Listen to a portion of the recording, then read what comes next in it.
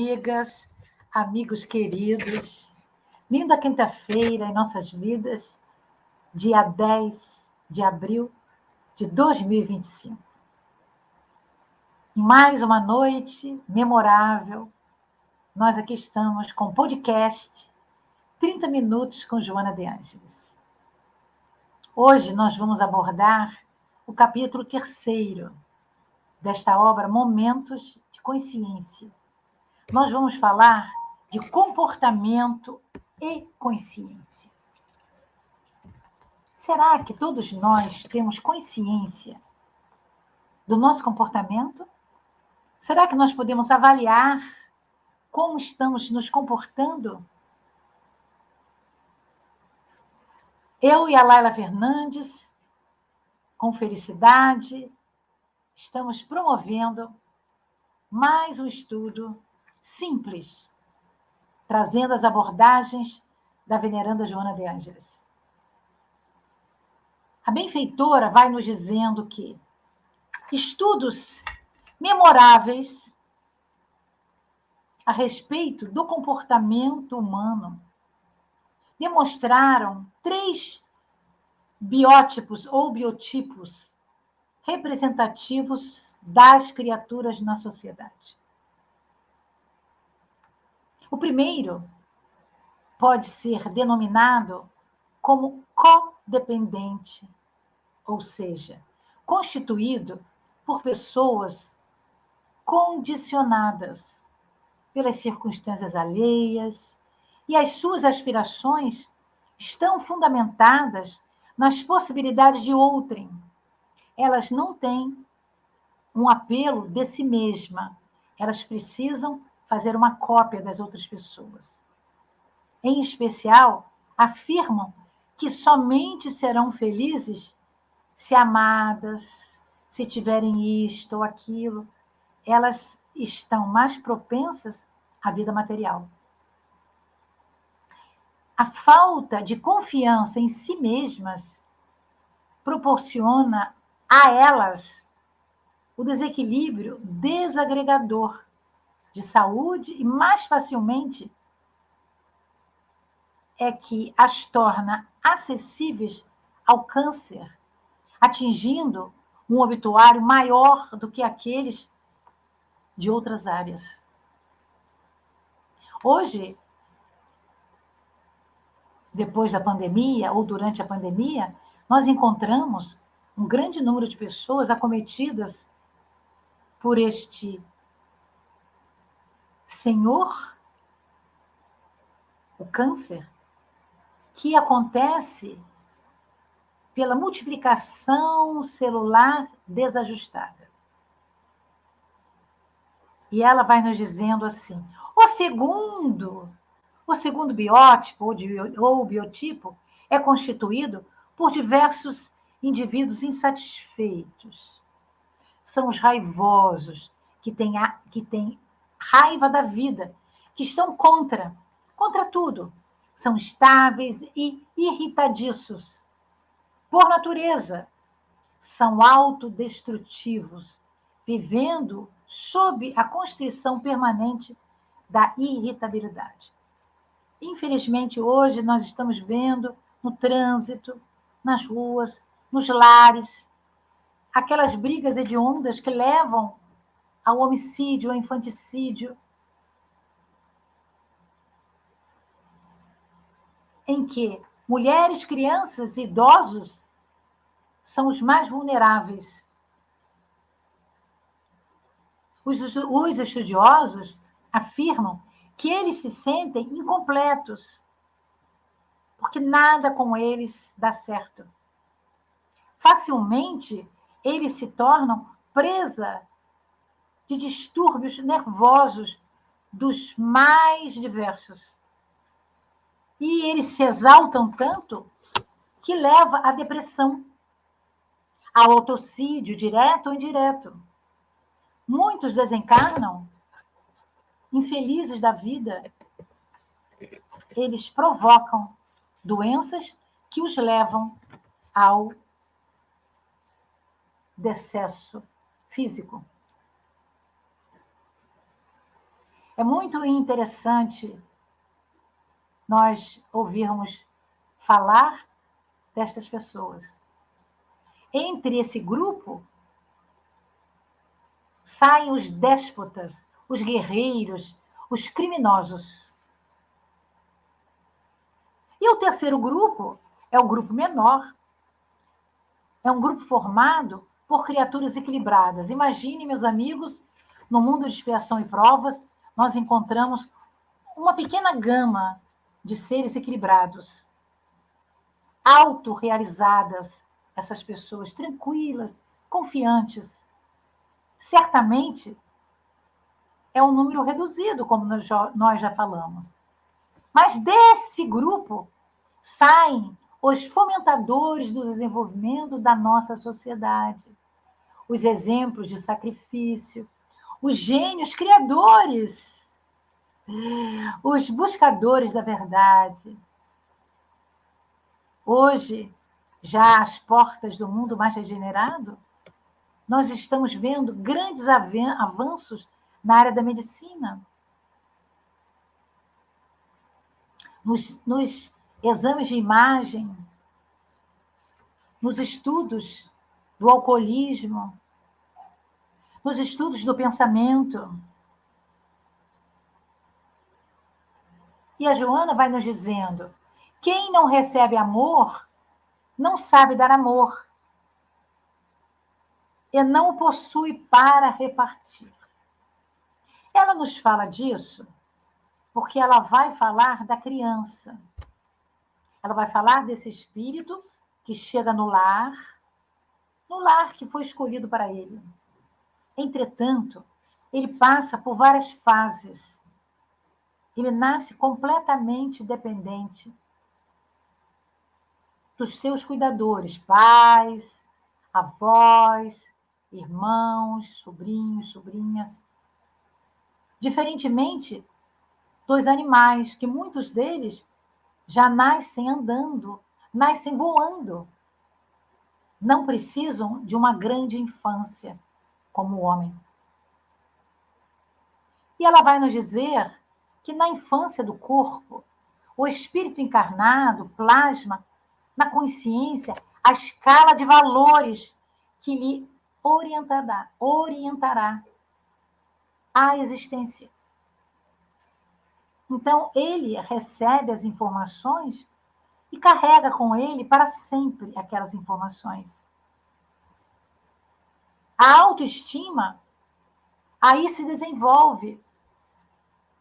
Se o lar lhe dá o suficiente amor, permite que ele se veja um vitorioso, um amante do belo, sendo amado e aprendendo a amar.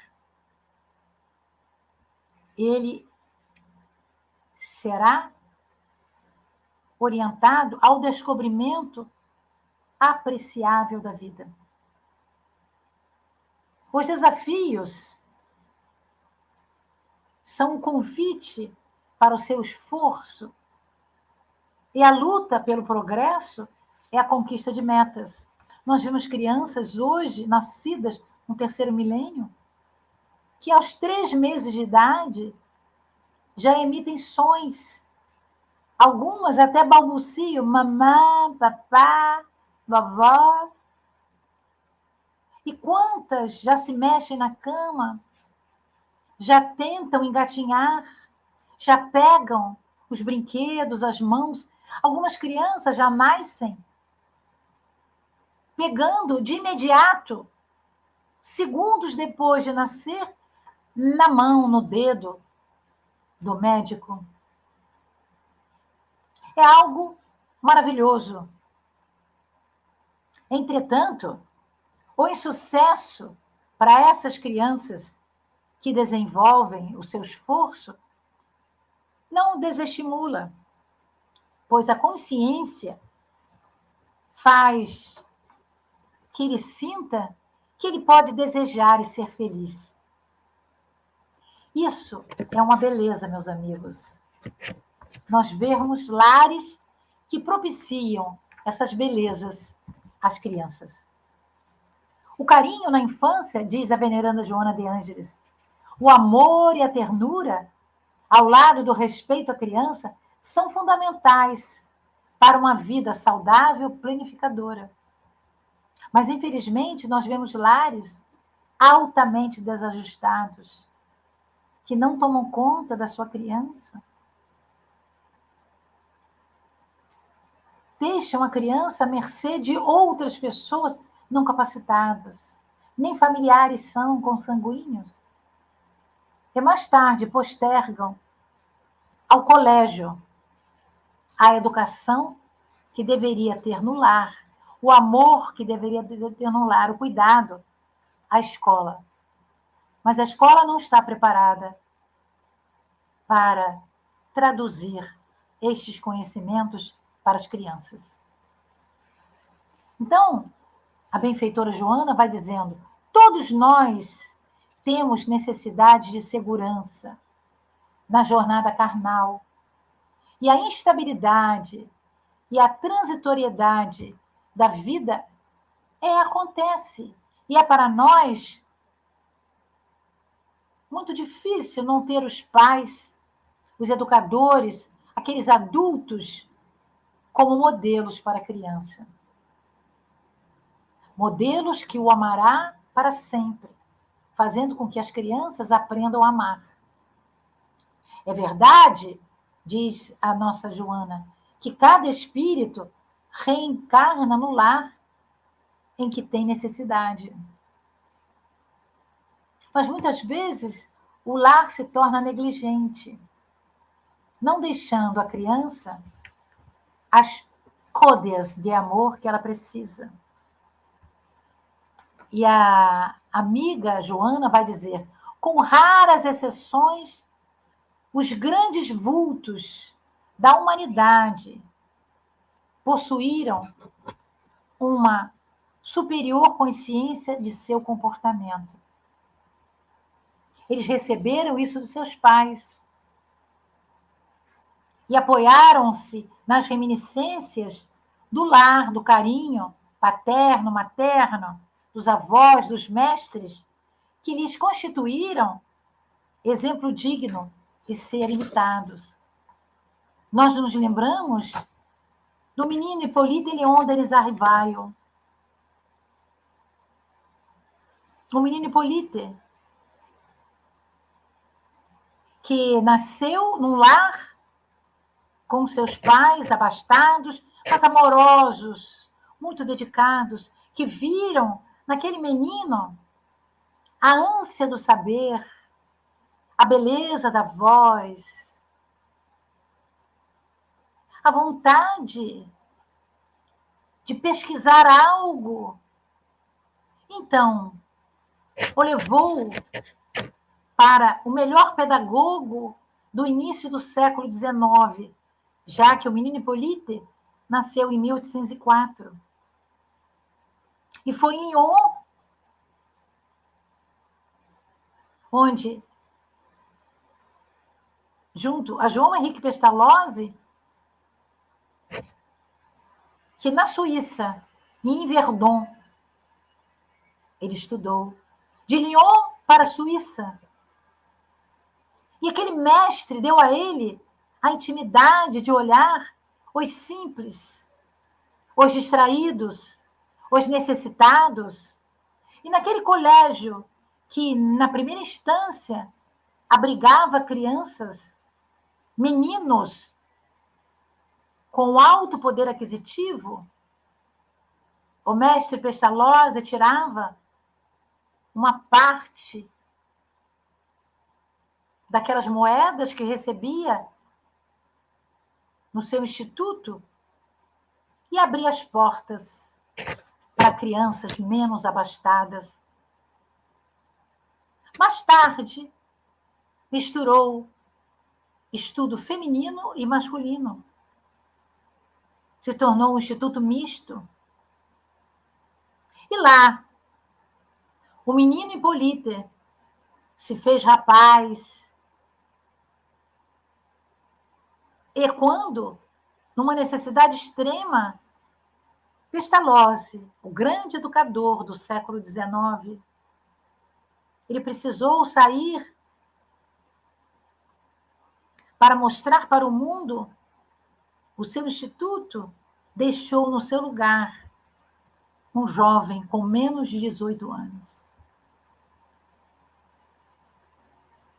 Este é um exemplo daqueles memoráveis da humanidade que nasceram num lar abastado, mas precisaram da ajuda dos seus mestres, dos seus avós, dos seus tios e tias, para dar-lhes o complemento de que necessitava. E a Joana vai dizendo que na criança, as suas reminiscências, essas crianças com este grande teor de consciência,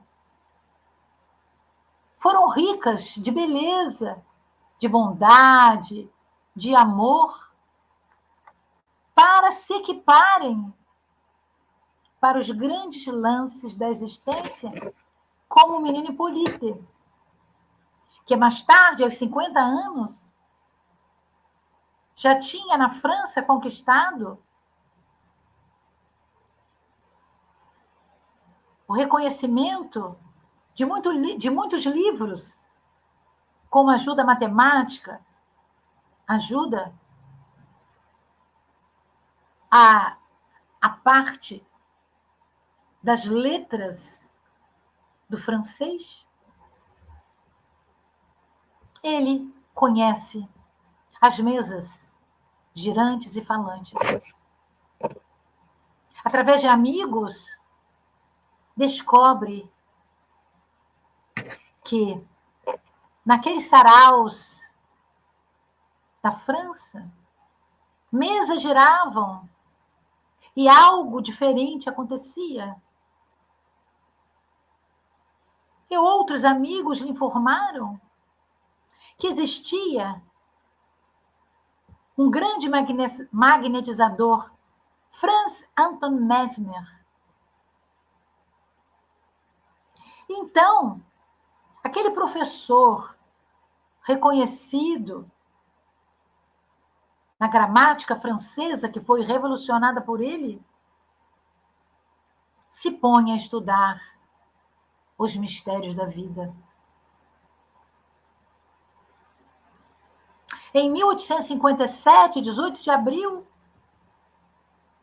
ele lança uma nova obra, não mais como o professor Hippolyte Léon Denis Arrivaio, mas como Allan Kardec, o codificador da doutrina dos espíritos.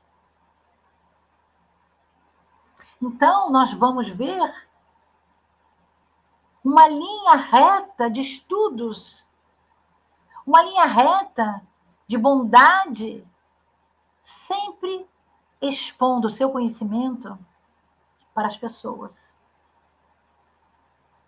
Um homem de bem, diríamos, junto com a sua esposa, Amélie Gabrielle de Lacombe Boudet. A meiga Gabi, que deu a ele todo o suporte que precisava para, em 1857, lançar o Livro dos Espíritos, que para nós, sem dúvida nenhuma, é o Consolador que Jesus nos prometeu, que ficaria conosco para sempre, porque traria coisas que ele não trouxera para nós, pelas nossas dificuldades de assimilação. Daí, neste capítulo 3º, de comportamento e consciência, a Joana nos traz que numa indagação da questão 918 do Livro dos Espíritos,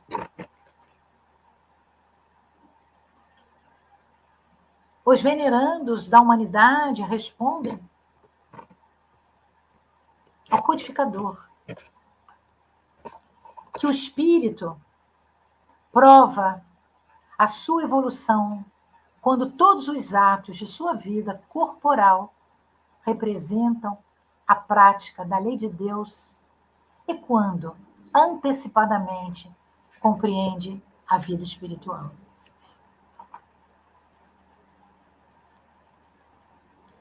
Onde nós estamos com a nossa percepção? Qual é o nosso comportamento perante a vida?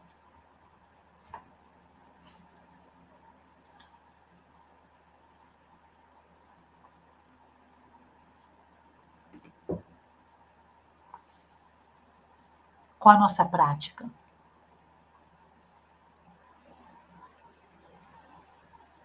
Qual o nosso nível de consciência do nosso dia a dia?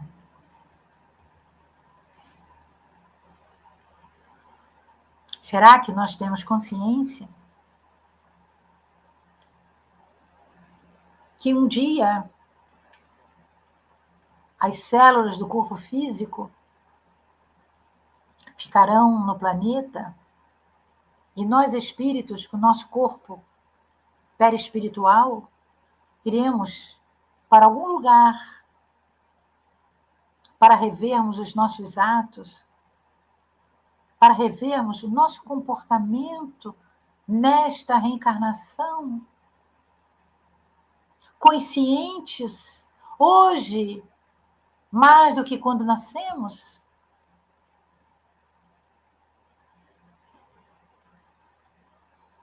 Por isso que nós estamos aqui. Nós queremos agradecer a vocês, meus amigos queridos, pelo apoio que nos dão. Ainda na semana passada, nós apresentamos, eu e a Laila, 40 minutos em que nós revezamos a nossa fala. Uma coisa muito linda.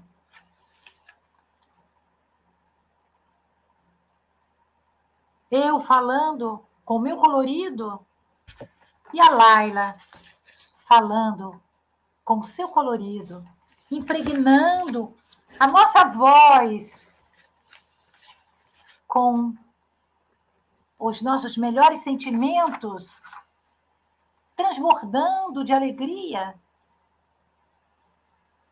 que eu acredito que vocês sintam quando nos ouvem.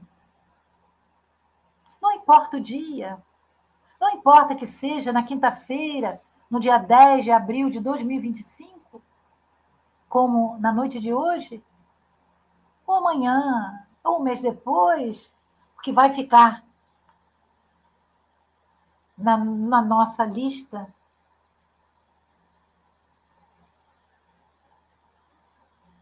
os nossos podcasts. Na semana passada, nós falamos de aquisição da consciência. Foi o primeiro capítulo. Hoje nós estamos no terceiro capítulo, porque nós não vamos passar os 20 capítulos, meus amigos. Nós escolhemos alguns. Daqui a 15 dias, nós iremos falar do capítulo 5, Saúde e Consciência. Será que a nossa consciência nos levará a termos mais saúde? Com certeza sim. Independente de como nós reencarnamos no corpo, porque a saúde não tem a ver diretamente ou somente com o nosso corpo. A saúde não tem a ver com a falta de doença. A saúde tem a ver, segundo a Organização Mundial da Saúde, até do ano da década de 40, como nós nos sentimos, como nós abraçamos os nossos amigos, como nós nos abraçamos, o que nós estamos nos dando, meus amigos, o que nós partilhamos com as outras pessoas. A aquisição da consciência, quando nós não ativemos esta aquisição, nas reencarnações pregressas, esta reencarnação é um palco em que nós vamos vivenciar momentos de alegria e de tristeza, mas momentos de crescimento. Com muita alegria, nós entregamos para vocês esse capítulo 3º. Pensem, ao ouvirem, como foi a infância de vocês? Quais são as suas melhores lembranças? Se recordam dos seus pais? Se recordam dos seus familiares? Quais foram as melhores brincadeiras? Como é que foi a sua pré-adolescência? Como é que foi a sua adolescência e a sua idade madura? E como hoje vocês se sentem perante o mundo, no alvorecer desta nova era, a era mais regenerada, deixando para trás este mundo de expiação e provas.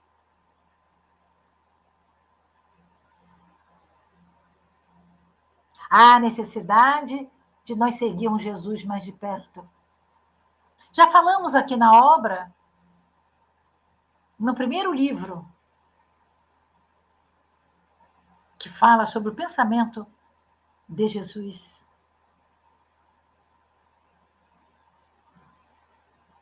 Em que Joana nos traz Jesus com as atitudes, nos mostrando que quando ele encarna na Palestina, ele lida com aquele povo sofrido, ele lida com aquelas mulheres esquálidas, com seus filhos famintos, não só do pão da vida física, mas do pão espiritual. E aqueles leprosos, aqueles acometidos pelo mal de Hansen, que eram excluídos da sociedade, nem podiam ir ao templo de Jerusalém, lá na Judéia, para fazer as suas orações. E aqueles que tinham alguma coisa diferente da maioria, algum transtorno, a falta das mãos, os pés tortos, a corcunda, aquela mulher do fluxo de sangue, a todos ele abraçou. Jesus nos mostra o protótipo do homem de bem. Ele, crístico, nasceu numa manjedoura, não tinha um travesseiro para colocar a sua cabeça. Trabalhou com 12 discípulos, depois com 72, depois 500 da Galileia, já na vida espiritual. E hoje, não está mais na cruz. Vamos descrucificar Jesus. Jesus está perto de nós, nos olhando, com os seus olhos meigos, estendendo as suas mãos para nós, dizendo: venha, eu sou o bom pastor. Meu jugo é leve, meu fardo é suave. Venha para o meu aprisco. Receba o reino de Deus, que são os meus ensinamentos, no seu íntimo, porque eu sou o caminho, a verdade e a vida. Ninguém vai ao Pai, vai ao Divino, senão por mim. Ah, queridos e queridas, É com muita alegria, com o nosso coração repleto de bons sentimentos, que nós nos despedimos nesta noite, dizendo que esses 30 minutos possam ser centuplicados nos seus sentimentos, permitindo que vocês possam traduzi-los para o bem, para o amor e para a paz. Beijos no coração, meus amigos. Até daqui a uma quinzena. Estaremos juntos com muita alegria no dia 24 de abril de 2025. Fiquem bem. Que Jesus nos abençoe e que Joana nos dê todo o seu carinho sempre.